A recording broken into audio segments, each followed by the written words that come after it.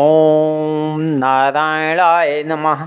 ओम नमो भगवते वासुदेवाय।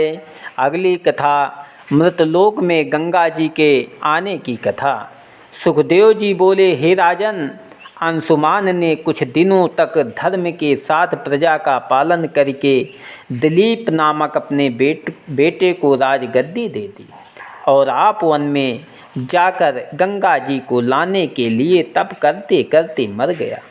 पर गंगा जी प्रसन्न नहीं हुई। कुछ दिनों के उपरांत राजा दिलीप भी गंगा जी को लाने के वास्ते तप करने लगा और उसी इच्छा में उसने भी अपना तनु त्याग दिया। पर गंगा जी ने दर्शन नहीं दिया। राजा दिलीप का बेटा भगीरथ उस समय बालक था। जब उसने खेलते समय अपने साथी बालकों के मुख से सुना कि मेरे बाप व दादा गंगा जी को लाने की वास्ते तप करते करते मर गए, तिस पर भी वह नहीं आई। तब भगीरथ ने कहा कि प्रथम मैं गंगा जी को लाकर पीछे राजगद्दी पर बैठूंगा। यह बात मन में ठान कर वह भी वन में चला गया और प्रेम पूर्वक हरिचरणों का ध्यान करने लगा।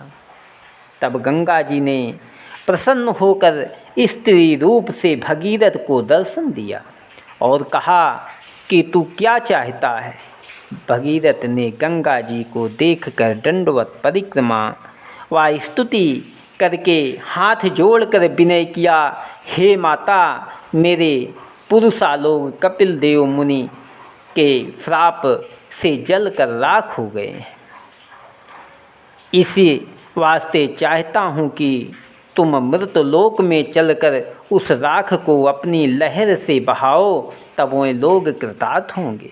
यह बात सुनकर गंगा जी बोली, हे राजकुमार, मुझे पृथ्वी पर आने में दो बातों का संदेह है।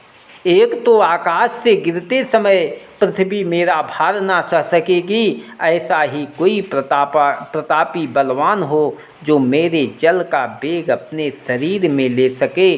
दूसरे, पापी व अधर्मी लोग मुझ में स्नान करने से मुक्ति पाकर वैकुंठ जावेंगे, उनके पाप का अंश मुझे पहुँचेगा। इन दोनों बातों का उपाय करो तो आ सकती हूँ।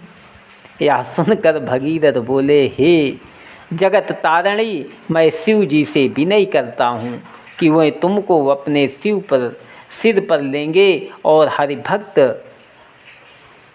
तपस्वी मुनि महात्मा ऋषिश्वर के स्नान करने से पापी व धर्मी लोग के नहाने का पाप तुमको नहीं लगेगा। यह बात मानकर गंगा जी वहाँ से अंतर ध्यान हो गई। भगीरथ महादेव जी के ध्यान में लीन हुआ। जब शिव शंकर जी प्रसन्न हुए और भगीरथ को दर्शन देकर बोले कि तू क्या चाहता है। तब भगीरथ ने दंडवत व परिक्रमा करके विनय किया, हे महाप्रभु, मैंने अपने पुरुषों को तारने के लिए गंगा जी से मृतलोक में आने को विनय किया। सो गंगा जी ने कहा कि कोई मुझे अपने ऊपर लेकर मेरे जल का वेग उठावे तो मैं आऊँ।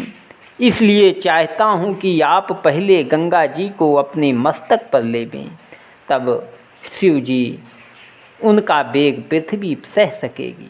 महादेव जी ने प्रसन्न होकर भगीरथ की विनती मान ली। जब गंगा जी का जल आकाश से गिरा और शिव जी ने अपने सिर पर लिया, तब कुछ काल गंगा जी शिव शंकर की जटा में घूमती रही, पृथ्वी पर नहीं गिरी। जब भगीरथ ने फिर शिव जी की स्तुति की, तब महादेव जी ने भगीरथ को एक रथ देकर कहा कि तू इस पर बैठकर गंगा जी के आगे आगे जाकर अपने पुरुषों की राह दिखला दे। या कहकर शिव शंकर ने अपनी जटा निचोड़कर गंगा जी को बाहर निकाला और उसी रथ पर भगीरथ चढ़ा जहाँ उनके पुरुषों की राख थी। वहाँ गंगा जी को लिवा लाया।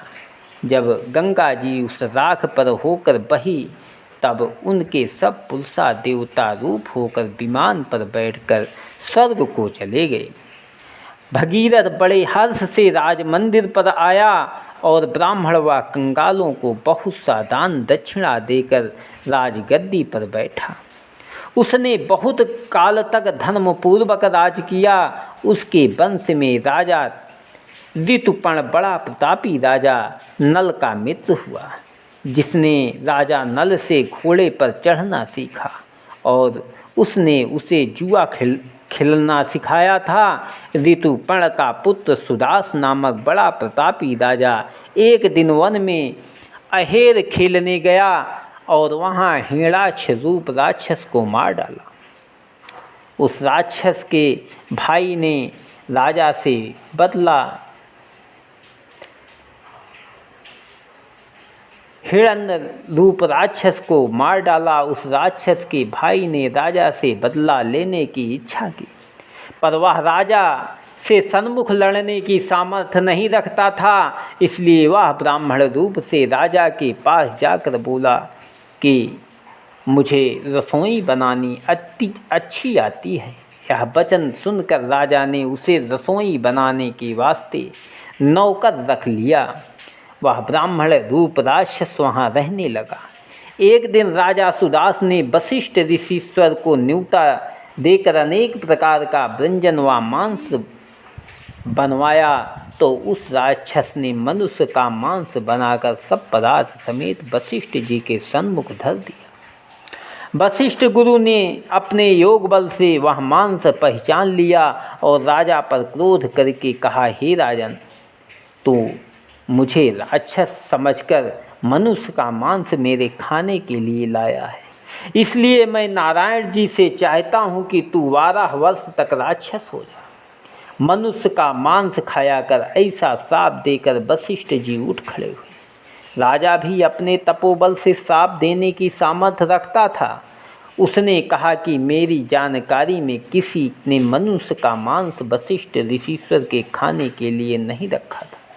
मुझे वृथा मनुष्य ऋषीश्वर ने श्राप दिया है, इसलिए मैं भी उनको श्राप देता हूँ। ऐसा कहकर जब राजा ने श्राप देने के लिए हाथ में जल उठाया, तब रानी ने राजा का हाथ पकड़कर कहा, आपको ब्राह्मण व गुरु के से बराबरी नहीं करनी चाहिए। वशिष्ठ जी ने क्रोध व श्राप दिया तो अच्छा किया, फिर दयालु होकर वरदान देंगे। तुम इनको श्राप मत दो।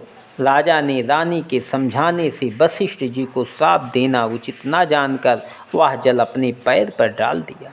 सो राजा के दोनों पैर काले हो गए। उस दिन से राजा सुदास को लोग कलमासपाद कहने लगे। उनका ज्ञान राक्षसों के समान हो गया, इसलिए वह मनुष्यों को पकड़कर उनका मांस खाने लगा, पर स्त्री को नहीं खाता था। एक दिन राजा ने वन में किसी ऋषीश्वर को स्त्री समेत देखकर उसे खाने की इच्छा की। तब स्त्री विनती करके बोली, हे राजन, अभी तक मैंने अपने स्वामी से इच्छा पूर्वक संसारी सुख नहीं भोगा। मुझे संतान होने की इच्छा बनी है, इसलिए तुम मेरे पति को मत खा। कदाचित तू ना माने तो मुझे भी खा ले। जब राजा ने अपने राक्षसी धर्म से उनकी विनती ना मानकर ऋषीश्वर को खा लिया, तब वह ब्राह्मणी अपने स्वामी के हाड़ बटोर कर सती हो गई और चलते समय उसने राजा को यह श्राप दिया कि जब तू स्त्री प्रसंग करेगा तब मर जाएगा। जब श्राप के 12 वर्ष बीत गए और राजा का ज्ञान शुद्ध हुआ, तब वह अपना राज्य करने लगा। एक दिन राजा ने रानी से प्रसंग की इच्छा की, पर रानी श्राप का समाचार सुन चुकी थी। इसलिए उसने राजा को बहुत समझाकर भोग नहीं करने दिया। फिर एक दिन वशिष्ठ गुरु ने अपनी इच्छा से राज मंदिर पर आकर राजा व रानी को ऐसा वरदान दिया कि बिना भोग किए तुम्हारे पुत्र होगा। यह आशीर्वाद देकर वशिष्ठ ऋषीश्वर अपने स्थान पर चले गए। उनकी कृपा से बिना प्रसंग किए उसी दिन रानी के गर्भ रह गया। 7वें वर्ष अस्मक नाम का पुत्र हुआ, उससे मोलक नाम का बालक हुआ। वह परशुराम जी के क्रोध से बचा। सब क्षत्रियों की जड़ वही है। उनका बेटा राजा खटवांग ऐसा प्रतापी व धर्मात्मा हुआ जिसने देवताओं की सहायता की और दैत्यों को युद्ध में जीतकर मुक्त हुआ। उनकी कथा विस्तार पूर्वक दूसरे स्कंध में लिखी है। ओम नमो भगवते वासुदेव।